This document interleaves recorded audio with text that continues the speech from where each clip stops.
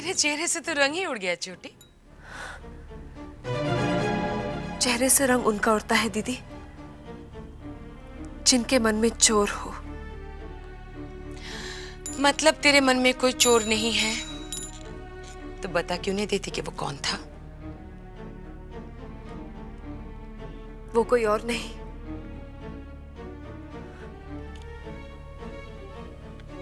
मेरा गुरु भाई था।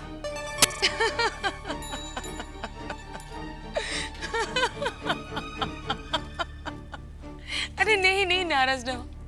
अभी भी मैं तेरी बात पे थोड़ी ना हंसी हूँ। मैं तो इन हवेली के मर्दों पे ही हंस रही हूँ। पहले ये लोग कितने सख्त थे, मगर समय के साथ साथ इनकी सख्ती भी ढीली पड़ती जा रही है। आप कहना क्या चाहती हैं? देखना, पहले इस हवेली के जनान खाने में किसी भी मर्द को आने की इजाजत नहीं थी, मगर अब मेरे पिताजी भी आने लगे, तेरा गुरु भाई भी। अच्छा है, इस बहाने आने जाने वालों से मन तो बहलता रहेगा।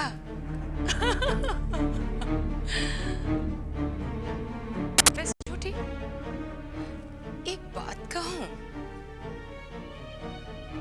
तेरा गुरु भाई था बड़ा लजीला।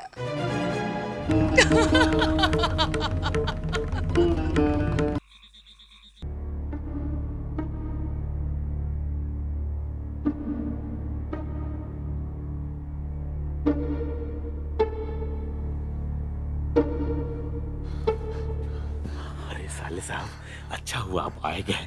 चला छोटी बहू रानी। भूतनाथ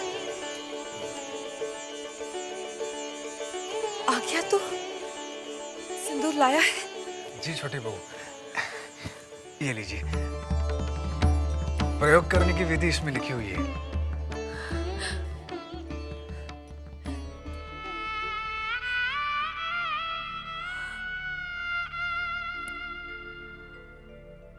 भूतनाथ, मैं तुम्हारा ये एहसान जिंदगी भर नहीं भूलूंगी। कैसी बात कर रही हैं छोटी बहू? छोटी बहू, ऐसा क्या दुख है आपको? बहुत मुश्किल है कहना। जिसकी किस्मत फूटती है ना भूतनाथ, वही समझती है। एक ब्याता नारी के लिए इससे बड़ी लज्जा, इससे बड़ा अपमान और दूसरा कोई नहीं।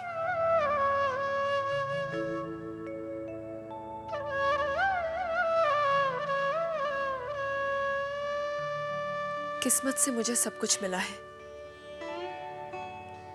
दुर्गा जैसा रूप, देवता जैसे पिता,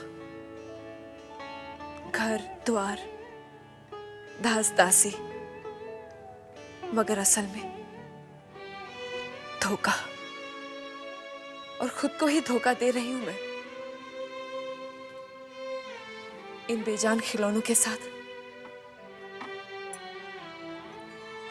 अपना मन बहलाकर। कितनी अच्छी हैं आप, फिर भगवान ने आपके साथ ये अन्याय क्यों किया? पिछले जन्म का पाप इस जन्म में भुगत रही हूं। हमारे यहाँ एक स्वामी जी थे जो तीनों लोगों की बात जानते थे। उन्होंने पिताजी से कहा कि पिछले जन्म में मैं पट देवबाला थी और देव सभा में मैंने एक ब्राह्मण का अपमान किया था, इसलिए मेरा ये जन्म प्रायश्चित में बीतेगा।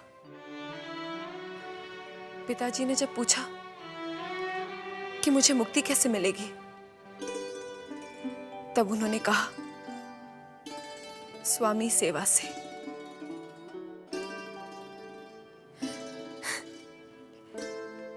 पर स्वामी सेवा तो तब होगी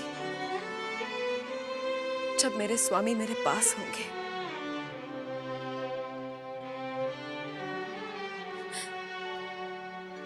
कल एकादशी है, अच्छा दिन है। मैं ये सिंदूर कल से ही लगाऊंगी। सब कुछ अच्छा हो जाएगा ना भूतनाथ? जी छोटी बहू, मुझे मोहिनी सिंदूर पर पूरा विश्वास है। पता नहीं क्यों मेरा मन भी यही कहता है कि इस सिंदूर की ताकत उन्हें मेरे पास ले आएगी। बंसी, जी छोटी बहू रानी। कल दोपहर किसी भी तरह छोटे बाबू को मेरे पास ले आना। छोटे बाबू तो जौन शाम का जाते हैं तो सुबह लौटा थे और दोपहर भर सोवत रहा थे। कोई भी बहाना बना देना बंसी। कह देना कि मैं बीमार हूँ, और हाँ, आज रसोई में कह देना कि मैं खाना नहीं खाऊंगी।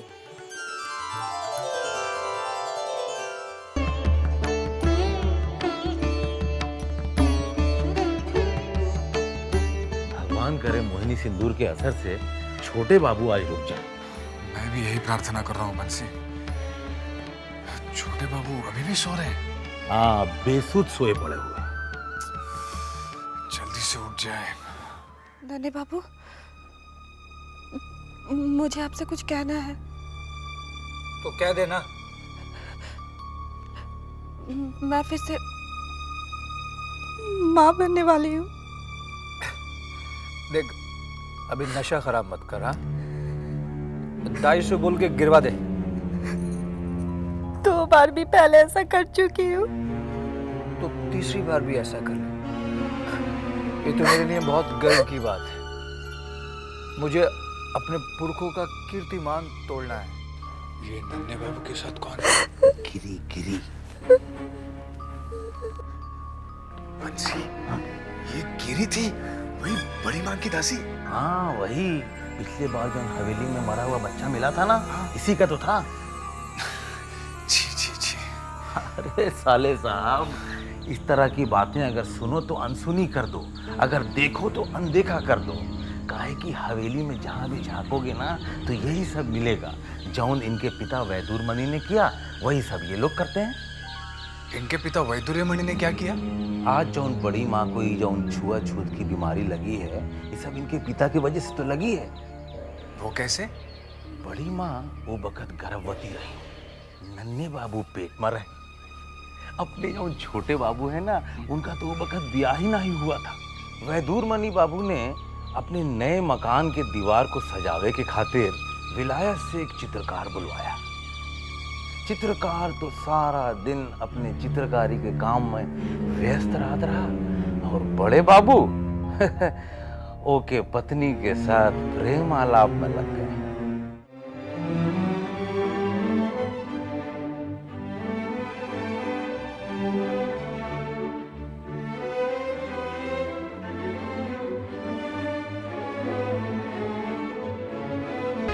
बंसी भैया, का हो रे चिंता? छोटे बाबू उठ गए क्या? हाँ हम अभी देख कर आवत है, अभी सोवत आए वो। तू जा, जैसे उठेंगे हम उनको लेके आएंगे। जा तू। ठीक है, लेकिन ख्याल रखना, छोटी बहुरानी बेचैन हो रही है। अच्छा तू जा ना, हम ख्याल रखब। जा। अरे लोचन भैया, इतना हड़बड़ हड़बड़ कहाँ जाता? अरे भाई, मझले बाबू और उनके दुश्मन छेनी दत्त के कबूतरों में दंगल हो रहा है, और इस समय मझले बाबू का दिमाग इतना गर्म है कि बस पूछो मत। ये तंबाकू अगर नहीं पहुंचा ना तो मझले बाबू हमें एकदम ठंडा कर देंगे। चला। जा जा जा। बंसी, छेनी दत्त कौन है? अरे है एक छोटा मोटा जमींदार। एक कबूतरबाजी के चक्कर में ना मजले बाबू और छेनी दत्त में दुश्मनी ठानी है, समझा? अच्छा भैया, अब हम चली हैं? ये बड़े बाबू का किस्सा तुमका फिर कबो सुनाओ, हम जाते हैं।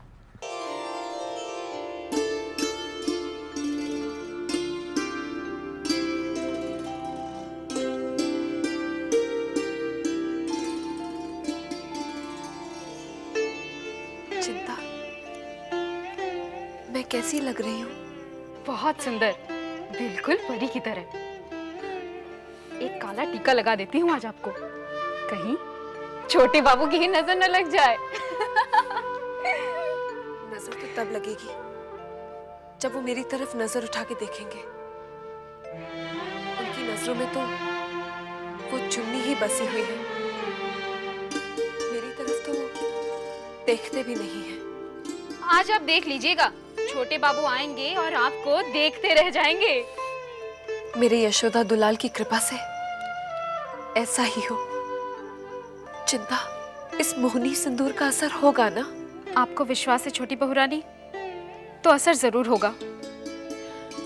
मुझे पूरा विश्वास है। मेरी प्रार्थना है भगवान से, वो आपके विश्वास को तोड़ेगा नहीं। अच्छा, जा और बंसी से कह दे कि जैसे ही छोटे बाबू सोकर उठे उन्हें मेरे पास लेवा लाएं। बंसी भैया बस उनके उठने की ही प्रतीक्षा कर रहे हैं। ठीक है। पता नहीं छोटे बाबू छोटी बहू के साथ कैसा व्यवहार करें। हे भगवान, मैंने छोटी बहू को सिंदूर ले जाकर दिया है, मेरी लाज रखना। हुजूर, छोटी बहू रानी ने आपको याद किया है। क्यों? आज फिर कोई पूजा या व्रत रखा है छोटी बहू ने? नहीं सरकार, वो आपसे मिलना चाहती हैं। कहते ना हमारे पास वक्त नहीं। सरकार दोपहरिया से आपकी प्रतीक्षा कर रही तो है। हम क्या करें भाई, हमारी भी तो कोई प्रतीक्षा कर रही है। सरकार जाते जाते थोड़ी सूरत अगर